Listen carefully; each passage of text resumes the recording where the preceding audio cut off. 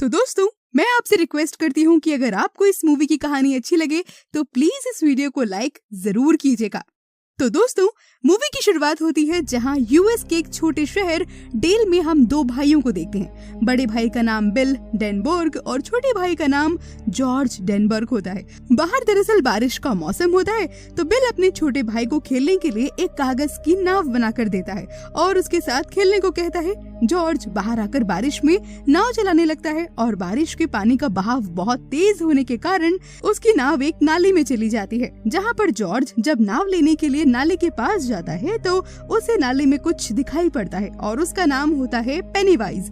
वो खुद को डांसिंग जोकर बताता है। जॉर्ज की नाव उसके पास होती है और वो जब अपनी नाव लेने के लिए अपना हाथ आगे बढ़ाता है तो पेनीवाइज उसका हाथ खा लेता है। जॉर्ज बहुत चिल्लाता है, लेकिन तेज बारिश के कारण उसकी आवाज कोई नहीं सुन पाता और पेनीवाइज उसको अपने साथ ले जाता है और यहीं पर सीन कट हो जाता है। अब अगले सीन में कहानी एक साल आगे की दिखाई जाती है, 1989 में, जहां हमें एक स्कूल दिखाया जाता है और स्कूल एग्जाम के लास्ट डेज चल रहे होते हैं और बच्चों के स्कूल में समर वेकेशन शुरू होने वाले थे। और अब हमें यहाँ पर 4 कैरेक्टर और देखने को मिलते हैं, रिची टोजियर, एडी कैसब्रैक, स्टेनली यूरिस और बिल डेनबर्ग। और ये चारों अपने वेकेशन को कैसे मनाएं ये प्लान कर रहे होते हैं। और दूसरी तरफ 2 और कैरेक्टर हमें देखने को मिलते हैं, बेन हैंसकॉम और बेवरली मार्श। बेन एक्चुअली शहर में नया होता है, उसके लिए ये स्कूल भी बिल्कुल नया था, इसीलिए उसके ज्यादा दोस्त भी नहीं होते हैं और इसी वजह से बेवरली और बेन में अच्छी बॉन्डिंग देखने को मिलती है। और आखिर में आता है एक लास्ट कैरेक्टर जो कि होता है माइक हैनलॉन। माइक का परिवार दरअसल मीट का कारोबार करता होता है और माइक अपने परिवार के पूरे तौर तरीकों को नहीं अपनाना चाहता था क्योंकि उसे किसी की जान लेना पसंद नहीं होता है।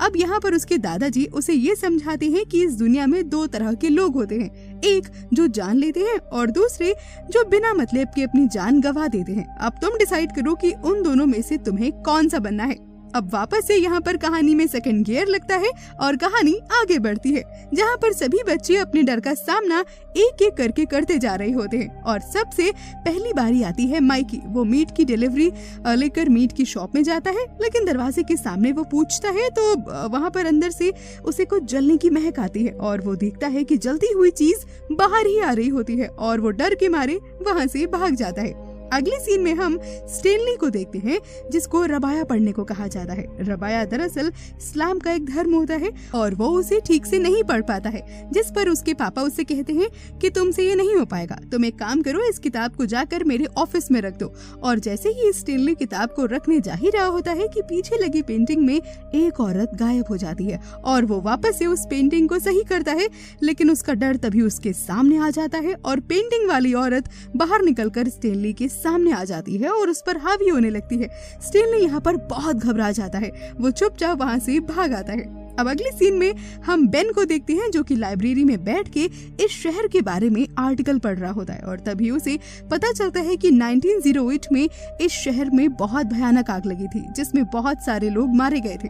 तभी कुछ 91 लोगों ने मिलकर वापस से शहर को खड़ा करना चाहा, लेकिन कुछ दिनों के बाद वो पूरे लोग यहाँ से गायब हो गए और उनके कपड़े खून से सने हुए लथपथ यहाँ पर मिले। और फिर अचानक उसे एक बलून दिखाई पड़ता है और वो उस बलून का पीछा करता है और कुछ एग्स भी वहाँ पर दिखते हैं और वो उनका भी पीछा करते करते नीचे एक लाइब्रेरी में पहुँच जाता है। और जैसे ही वो पलटकर पीछे देखता है तो उसे एक सिर कटा हुआ बच्चा दिखता है। वो वहाँ से तुरंत भागने लगता है और वो बच्चा भी उसके पीछे भागता है, लेकिन वो वहाँ से निकल जाता है। लेकिन स्कूल के कुछ बच्चे बेन को पकड़ लेते हैं और उन बच्चों का नाम होता है हेनरी, पैट्रिक और विक्टर। वो तीनों उसे बहुत परेशान करते हैं और उनका लीडर हेनरी ये चाहता होता है कि वो बेन के पेट पर अपना नाम लिख दे और वो भी चाकू से।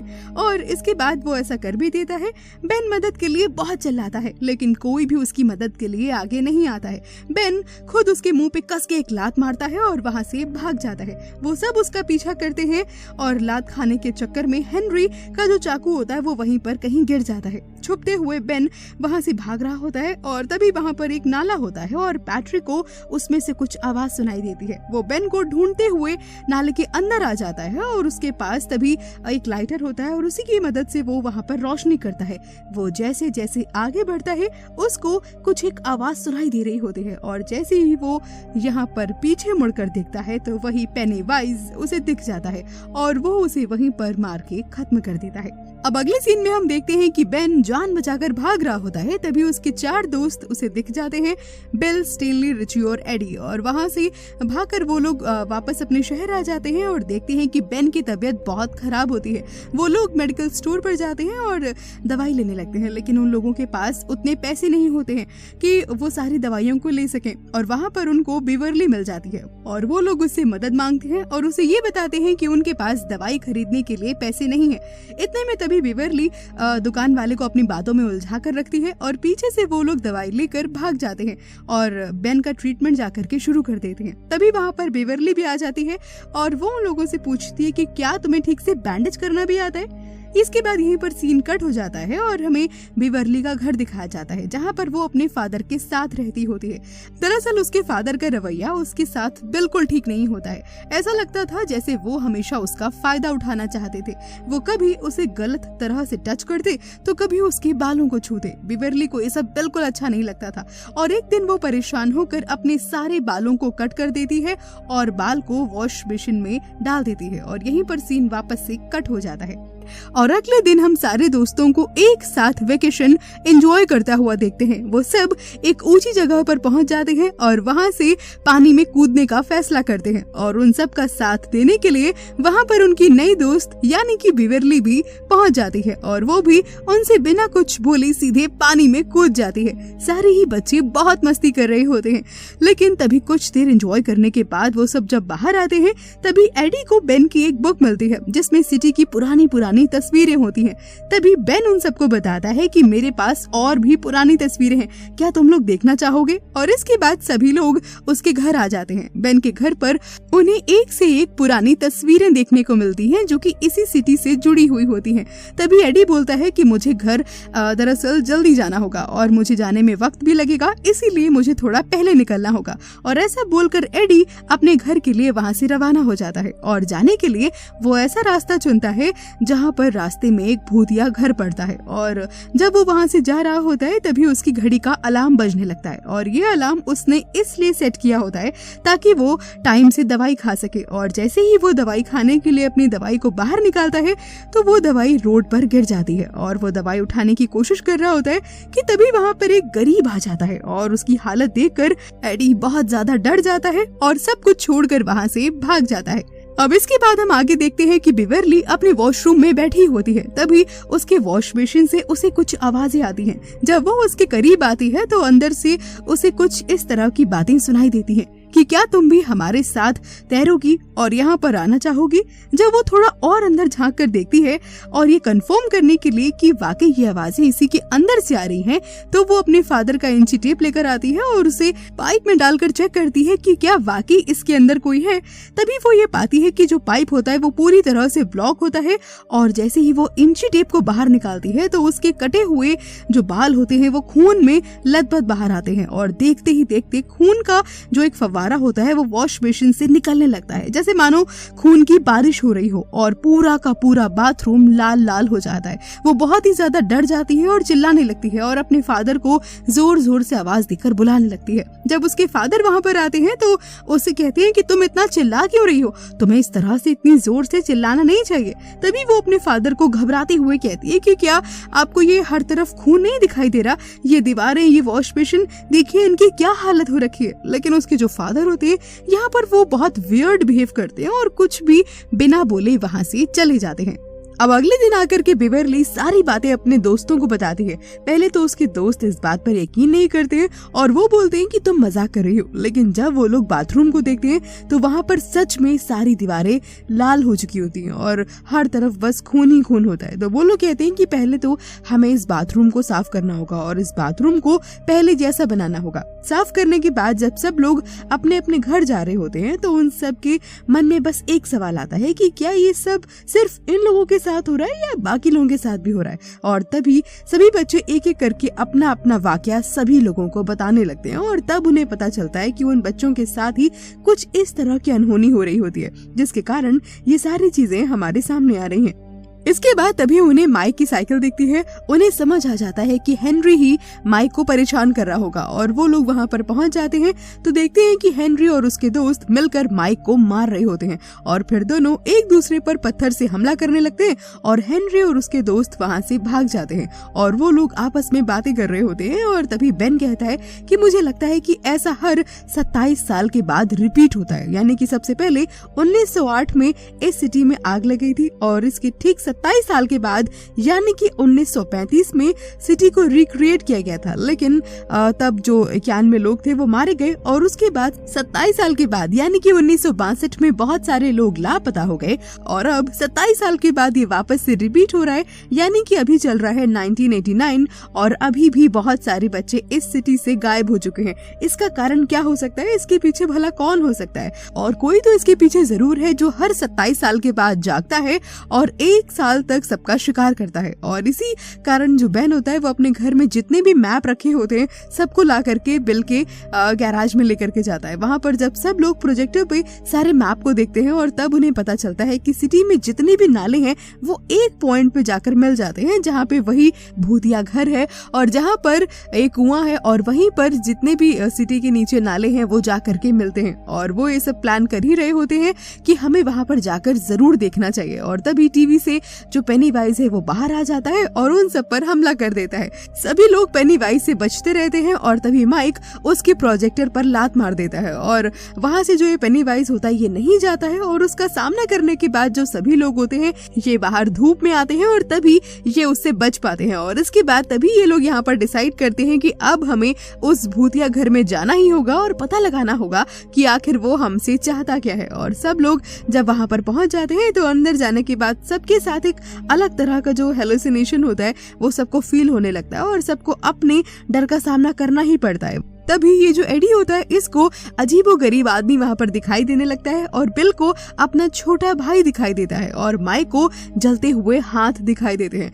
सब लोग हालांकि इससे काफी ज्यादा डर जाते हैं लेकिन फिर भी उसका डटकर मुकाबला करते हैं। और ये लोग जब एक साथ इकट्ठा होते हैं तो उस वक्त जो पेनीवाइज होता है ये अपने पूरे रूप में इनके सामने आ चुका होता है। तभी उनको बचाने वहाँ पर जो बेवरली होती है ये पहुंच जाती है और एक लोहे की रॉड से उसकी आंख पर वॉर कर देती है। और तभी पता चलता है कि पेनीवाइज कभी भी ग्रुप पर हमला नहीं करता है, वो हमेशा इंसान के अकेले होने का फायदा उठाता है और तभी उस पर हमला करता है। और वो खुद भी क्योंकि यहाँ पर जख्मी हो गया था इसीलिए हार मानकर वहां से चला जाता है। और जब वो जो सभी होते हैं घर से बाहर आते हैं तो एडी की माँ वहां पर पहुंच जाती है और सबको बहुत डांटती है और एडी को लेकर वहां से चली जाती है और यहीं पर सीन कट हो जाता है।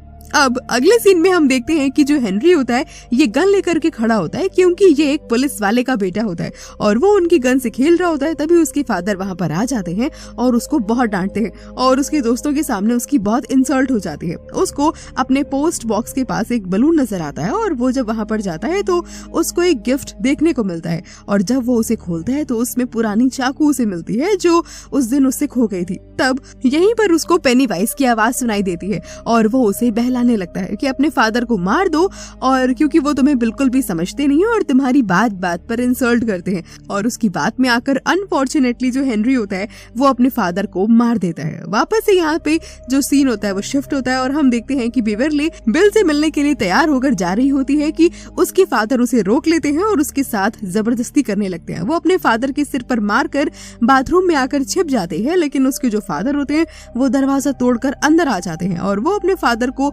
मारकर वहीं पर बेहोश कर देती है। लेकिन वहीं पर तभी पेनीवाइज आ जाता है और उसको उठाकर अपने साथ ले जाता है। अब ये बात जब बिल को पता चलती है तब बिल अपने दोस्तों को कॉल करके बताता है कि पेनीवाइज बेवरली को पकड़कर ले गया है और हमें इसी वक्त मिलना होगा। और ये लोग सब जब मिलने का डिसाइड करते हैं तो ये लोग बोलते हैं कि हमें उसी भूतिया घर में जाना होगा क्योंकि वो उसे उसी कुएं के आसपास ले गया होगा और इसीलिए हमें अंदर जाना होगा। सारे बच्चे अपनी पूरी तैयारी के साथ उस कुएं के अंदर जाने की कोशिश करने लगते हैं। माइक उन सबको एक रस्सी देता है जिसकी मदद से वो लोग जो होते हैं वो अंदर जा सके। इतने में तभी पीछे पीछे से हेनरी आकर के माइक को मारने लगता है और सभी बच्चे हेनरी को रोक रहे होते हैं कि माइक को प्लीज मत मारो, लेकिन वो कुछ भी नहीं सुनता है और तभी माइक उसका सामना करता है और उसको कुएं में गिरा देता है। जब वो सब सुरंग में पहुंच जाते हैं तो उनको बेवरली की बॉडी देखने को मिलती है और बहुत सारा कचरा और बहुत सारी जो डेड बॉडीज होती हैं वो हवा में दिखाई दे रही होती हैं और तभी उन्हें पता चलता है कि डर ही पेनीवाइज है। मतलब कि आईटी की सबसे बड़ी ताकत है कि जब भी कोई डरेगा तो वो डर की ताकत से उसको मार देगा, लेकिन बेवरली उससे बिल्कुल भी नहीं डरती है, इसीलिए वो उसे नहीं मार पाया होता है और सिर्फ वो उसे थोड़ी देर के लिए अनकॉन्शियस कर पाया होता है। और तभी बेन आकर के उसे किस करता है और इसी वजह से जो बेवरली होती है वो अपने कॉन्शियस माइंड में वापस आ जाती है। इसके बाद बिल को अपने छोटे भाई की झलक नजर आती है और वो उसका पीछा करते हुए जब जाता है तो उसका भाई उसके सामने आ जाता है और वो कहता है कि बिल मुझे माफ कर दो, मैं तुम्हारी नाव को तुम तक नहीं लेकर के आ पाया क्योंकि वो नाव इस नाले में गिर गई थी और जब मैं यहाँ पर इस नाव को लेने आया तो एक आदमी यहाँ पर आया और इसने मुझे अंदर खींच लिया और मैं इस नाले से फिर कभी नहीं निकल पाया, प्लीज मुझे यहाँ से घर ले चलो। तब बिल कहता है कि तुम मुझे मिस तो कर रहे हो लेकिन तुम असली जॉर्ज नहीं हो और वो उसको शूट देता है। जैसे ही जॉर्ज उसे शूट करता है तो वो पेनीवाइज में तुरंत कन्वर्ट हो जाता है और अब आईटी उन पर हमला कर देता है, लेकिन वो लोग ये जानते थे कि पेनीवाइज ग्रुप पर कभी हमला नहीं कर सकता है और उनका कुछ भी नहीं बिगाड़ पाएगा। और तभी सब लोग मिलकर पेनीवाइज की बैंड बजाना यहाँ पर शुरू कर देते हैं और वो लोग पेनीवाइज को इतना मारते हैं कि फाइनली वो हार मान ही लेता है और वहाँ से उड़ जाता है और यहीं पर सीन कट हो जाता है। अब आगे हम लोग देखते हैं कि सभी लोग एक जगह पर इकट्ठा होते हैं और ये कसम खाते हैं कि 27 साल के बाद आईटी अगर वापस आता है तो ये सभी लोग मिलकर उसका सामना इसी तरह से करेंगे और सारे बच्चे अपने हाथ को काट कर अपने अपने खून की कसम खाते हैं और कहते हैं कि हम सब एक साथ हैं और हम सब एक साथ ही उसका सामना भी जरूर करेंगे फ्यूचर में। और इसी तरह से यहीं पर ये मूवी अब खत्म हो जाती है। तो दोस्तों कैसी लगी आपको ये हॉरर और थ्रिलर वाली मूवी? मैं उम्मीद करती हूँ कि आपको ये वीडियो जरूर से पसंद आया होगा। अगर आपको इस मूवी की कहानी जरा सी भी इंटरेस्टिंग लगी हो तो प्लीज इस वीडियो को लाइक जरूर कीजिएगा, इसे अपने दोस्तों के साथ भी शेयर कीजिएगा और हाँ, इस चैनल को तो सब्सक्राइब करना बिल्कुल मत भूलिएगा। मैं जल्दी से वापस आऊंगी एक और अमेजिंग सी मूवी की कहानी के साथ। Till then take care, bye bye.